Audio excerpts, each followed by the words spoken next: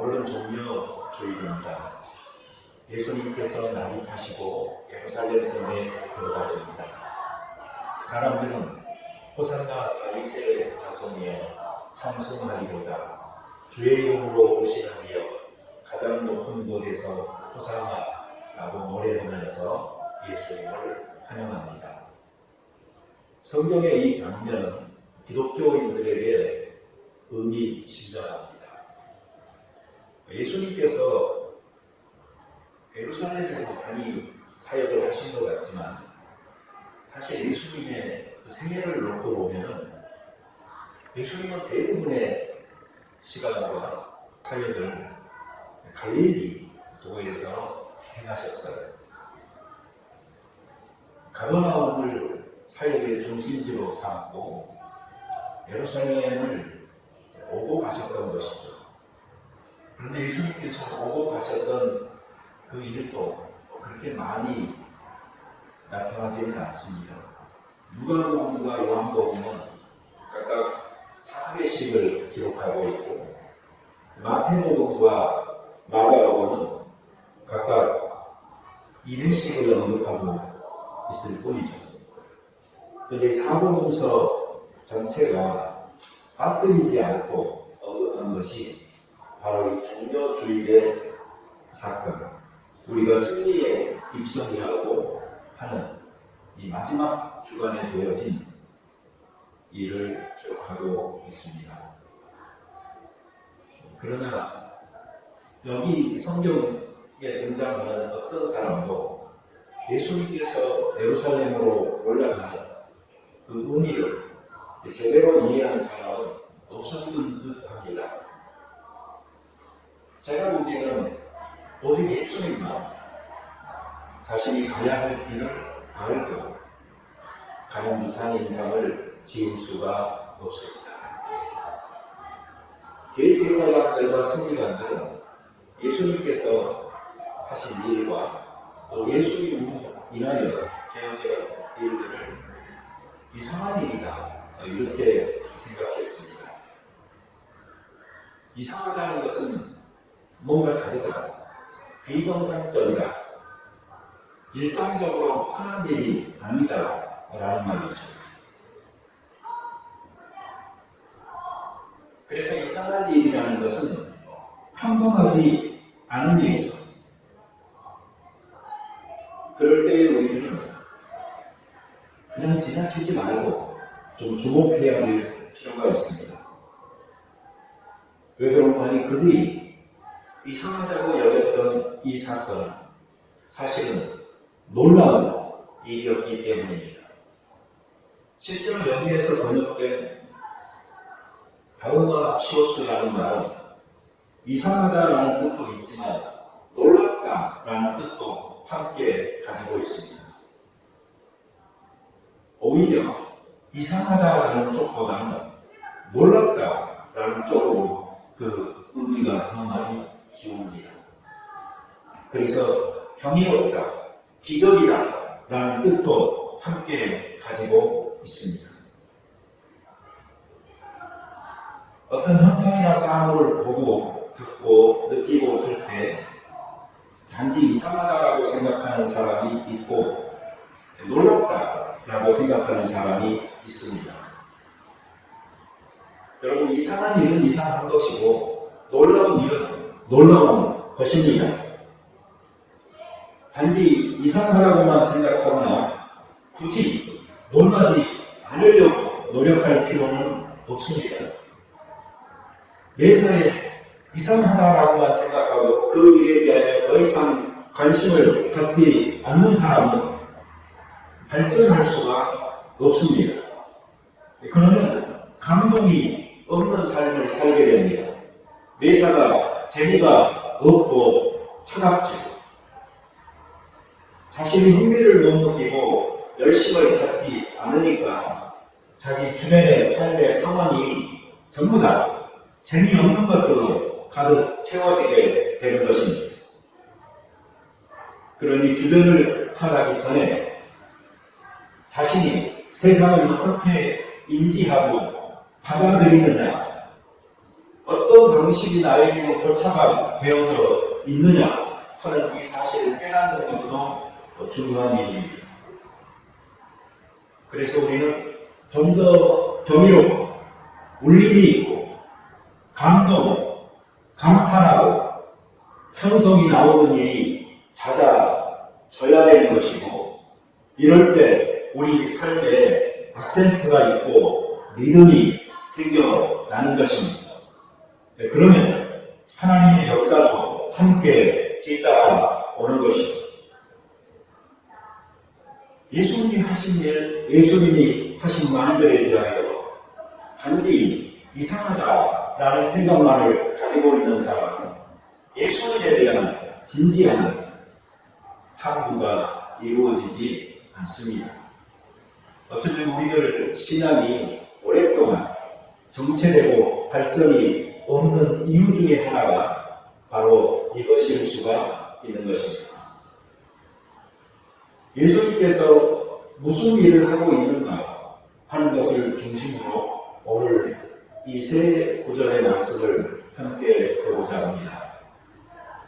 말씀에 대하여, 성전에 대해서, 그리고 사람에 대해서 예수님께서는 무엇을 하셨는가 하는 문제입니다. 성전과 교회와 사람은 여전히 우리에게도 소중한 가치들이기 때문에 우리가 무엇을 배울 수 있는지 살펴보고자 합니다. 첫째, 말씀에 기록된 사실을 이루기 위해서 준비하시고 순종하시는 예수님을 우리는 여기서 보게 됩니다. 4절과 5절에 보면 선지자를 통하여 하신 말씀을 이루려 하시니라. 너게 왕이 임하니 그를 겸손하여 나니 곧 너님에는 짐승의 새끼를 탔도다. 예수님이 나귀를 타시고 예루살렘 성으로 들어가시는 이 일은 구약 성경에 예언되어진 하나님의 말씀을 이루기 위함이었습니다. 나귀는 좀 꼰대가 없잖아요. 말을 타야지 좀 멋있잖아요. 그러나 말은 전쟁을 상징하는 것이었고, 반면에 나귀는 평화를 상징하는 것이었습니다. 예수님께서는 이 메시아의 오심에 대한 말씀을 이루기 위하여 겸손하여 나귀를 타시고 예루살렘으로 입성하고 계십니다. 말씀은 과거나 지금이나 이전에 기록된 것입니다. 땅에서 말씀을 이룬다는 것은 죽거나 잠든 과거를 오늘 나에게 이루어지는 말씀으로 살려내는 작업입니다.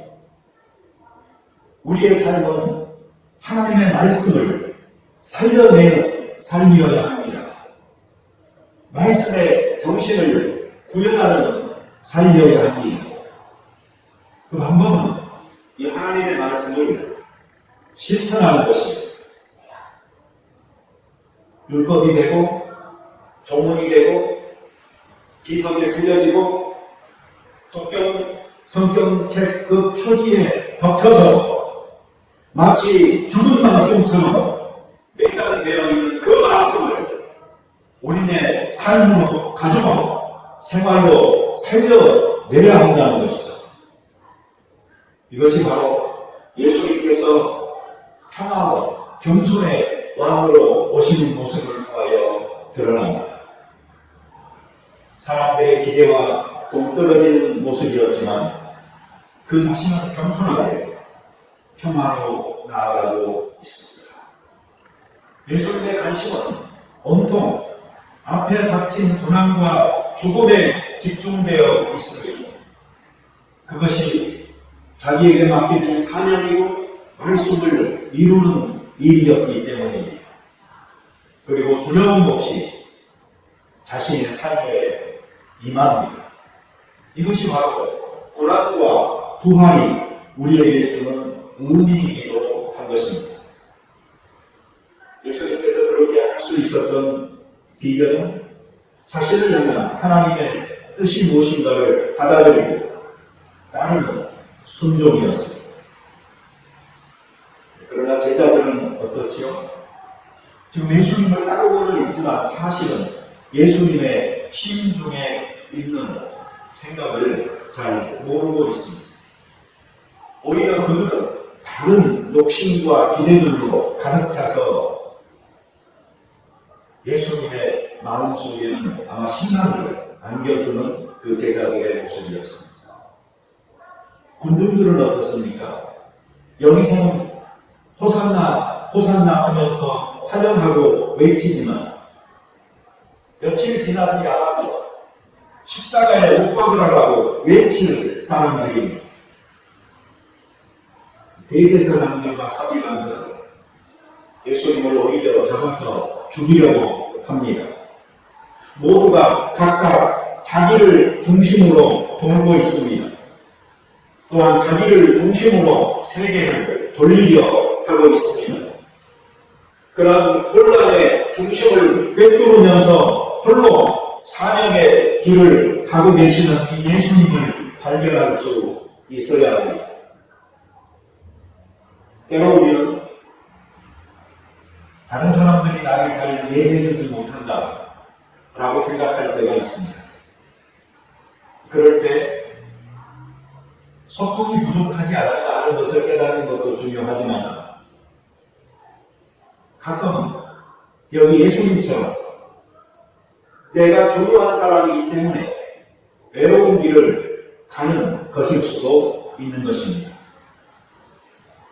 홀로 또 안아야 하는 짐을 지고 가기 때문에 그 무게를 다른 사람은 못 느끼는 것이고 나는 온전히 감당해야 될 때가 있는 것입니다. 그럴 때는 주변을 개의치 말고 가야 할 길을 가시기 바랍니다.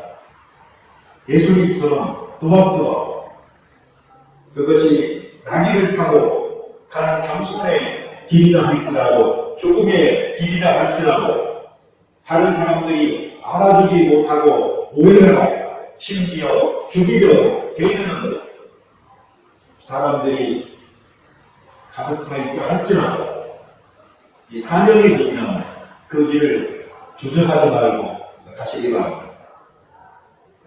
둘째로 예수님께서는 성전에 관해서 성전을 깨끗게 청결케 하는 일을 하고 계십니다. 성전에 들어가서 예수님께서 보신 장면은 그리고 만난 사람은 어떤 사람들이었죠? 그날 예루살렘 성전의 풍경을 한번 생각해 보십시오. 그는 유대인 최대의 명절인 6월절이었고 이스라엘 전역에서 사람들이 모여들었습니다. 장사하는 사람들, 돈 바꾸는 사람들, 그래서 시장이 되어졌습니다. 이익과 욕심과 탐욕의 장소가 성전이 되어졌던 것입니다. 하나님께 희생제물로 드려져야 할 소, 양, 비둘기가 자기 이익을 탐하는 사람들에 의해서 더 비싼 가격으로 거래되는 그 현장에 예수님은 오셔서 만민이 기도하는 아버지의 집으로서의 성전을 설파하시면서 경건한 장소, 하나님과 만나는 장소, 나를 발견하는 장소로서의 의미를 다시 상기시켜 주셨던 것입니다. 우리가 예수님을 따르는 자들로서 그리고 예수님의 생각과 삶의 흔적을 이삭죽기하듯 모아서 우리의 것으로 삼고자 할 때에 더럽혀진 성전을 회복하는 일이 필요합니다. 우리의 성전을 돌아봅시다. 우리 육신의 성전이 더럽혀지지 않았습니까? 우리 마음의 성전이 더럽혀지지 않았습니까? 우리 영혼의 성전이 더럽혀지지 않았습니까? 제가 이곳에 교회가 옮겨온 뒤로 사람들한테 여러 번 들은 말이 뭐냐면 수련회 올 것 같다 하는 말을 제가 여러 번 들었어요. 그만큼 시선이나 분위기가 더 많이 좋아졌다 하는, 그래서 좀 편리하고 편안한 그런 느낌을 주는 공간이다 하는 말로 달아졌어요. 이곳에서 과연 우리는 하드웨어가 발전한 만큼 우리의 소프트웨어가 발전하고 있는지를 봐야 합니다. 오늘 아침에 제가 이 교회 스테인드 글라스를 이렇게 봐보니까요, 성경 구절 하나가 바로 이 앞에 써 있어요. 요한계시록 2장 10절, 죽도록 충성하라 하는 말씀이 거기 있어요. 근데 그 밑에 장로님하고 최우집 자님이 계시더라고요. 그래서 이 자리가 바로 이 말씀점이 내가 살아야 되는 자리라고 하니까 장로님 아까 어디 가버리실 것 같이 하더니 다시 걸어오셨네요. 네, 그리고 우리 정미선 집사님 그것도 모으고 또 거기 앉아 계시네요. 그 말씀 그대로 거기 가까이 앉으신 분들부터 그대로 이루어지기를 바랍니다. 너가 죽도록 충성하라. 이 교회가 처음에 지어질 때에 전쟁 기념관으로 지어져서 그런지 바로 우리 군인들에게 필요한 어떤 그 말씀으로 그 위에 하나 강조하여 글라스에 새겨놓은 것 같습니다. 네, 좋아진 하드웨어에서 우리의 성전의 소프트웨어가 좋게 발전할 수 있게 되기를 바랍니다. 세 번째로, 예수님께서 하신 일은 병자를 치유하는 일이었습니다. 이것은 사람에 대해서 하신 일입니다. 예수님께서는 자기에게 나아오는 병자를 고쳐주셨습니다. 이 병자를 고치는 일은 하나님의 나라가 도래했다라는 것을 선포하는 일이었고, 또한 연약하고 소외된 사회적 약자들을 향한 하나님의 사랑을 보여주는 일이었습니다. 우리의 주변을 돌아가 봅시다.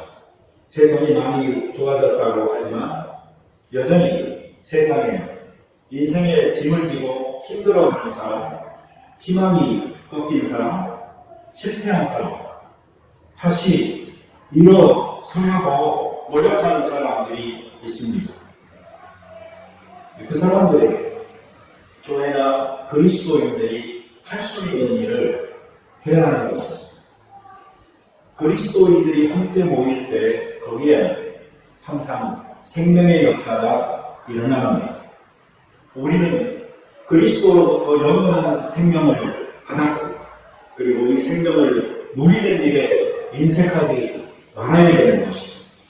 그래서 나로 인해서 누구라도 믿음을 받고 한 사람이라도 더 희망을 보고 조금이라도 더 사랑할 수 있도록 해야 되는 것입니다. 여러분, 사랑이 무엇입니까? 사랑은 자비와 양선이 합해진 상태입니다. 우리가 책임지신 긍휼이라고 생각하는 이 자비, 그리고 실제로 선을 행하는 그 실천, 이것이 양선인 것입니다. 그래서 자비와 양선이 온전히 결합을 하잖아요. 그러면 자비의 마음을 가지고 선을 행하는 이 사랑의 실천이 될 수가 있는 것입니다. 이제 고난주간이 시작됩니다. 우리는 고난에 머물기를 원하지 않습니다. 고난의 현재를 우리는 새로운 존재로 태어나기를 원합니다. 현재의 고난이 장차 나타날 영광과 비교할 수 없다는 말씀을 믿기에 우리는 최대의 고난인 십자가 죽음을 이겨내고 부활의 승리를 가져온 예수님을 믿기에 이 사순절에 그리고 고난주간에 우리들 삶의 가장 아픈 부위를, 가장 약한 부위를 하나님 앞에 내어놓고 거기에서 시험하며 깨지기 원하는 것이고, 이것을 통하여 우리는 새로운 희망과 생명으로 새로운 존재로 거듭나기를 원하는 것입니다. 사순절은 하나님께로 돌아가는 시즌입니다. 탕자가 아버지의 집으로 돌아오는 것입니다. 잃어버렸던 동전을 다시 찾듯이 잃어버린 양을 우리의 들기 위하여 찾아 나서 떠내고 돌아오듯이 하나님께로 돌아오는 일들이 이곳저곳에서 있기를 바랍니다. 예수님의 고난과 부활을 이상한 일로 바라보는 시간에서 놀라운 일로 바라보는 이 변화가 우리에게 있어야 하겠습니다. 영적인 눈이 열리고 깨달음이 있어서 현재의 고난이 변해 장차 영광이 되는 귀한 축복이 우리들 모두에게 그리고 가정에 임하기를 소원합니다. 같이 기도 드리겠습니다. 자비로운 주님, 우리가 현재의 삶을 봤을 때에 어려움, 실망, 고난들이 있습니다. 예수님도 이 세상에 오셔서 고초를 많이 겪으셨고 최대의 고통인 십자가 죽음을 통해 하나님의 인류를 향한 사랑을 보여주셨습니다. 우리도 이 고난의 의미를 깨달을 뿐만 아니라 우리들 각자가 삶에서 지고 있는 이 고난의 문제를 단지 문제로 짊어지고 지구는 끝내지 아니하고 거기에서 받아야 될 교훈을 분명히 갖고 역사를 일으켜서 희망으로 바꾸는 놀라운 부활의 사건들이 실제 우리의 경험이 될 수 있도록 도와주시옵소서. 종교주의를 보내면서 이것이 예수님의 고난주간의 시작임을 인지합니다. 하루하루 지내면서 보다 더 하나님의 보좌 앞으로 나아가게 하시고 그곳에서 우리들 각자를 장사 지내게 도와주시옵소서. 그러며 옛사람이 죽고 새로운 사람으로 부활하는 놀라운 이 한 주간 동안에 새 생명의 탄생으로 새 생활의 되찾음으로 나타나게 도와주옵소서. 예수님의 이름으로 기도드립니다. 아멘.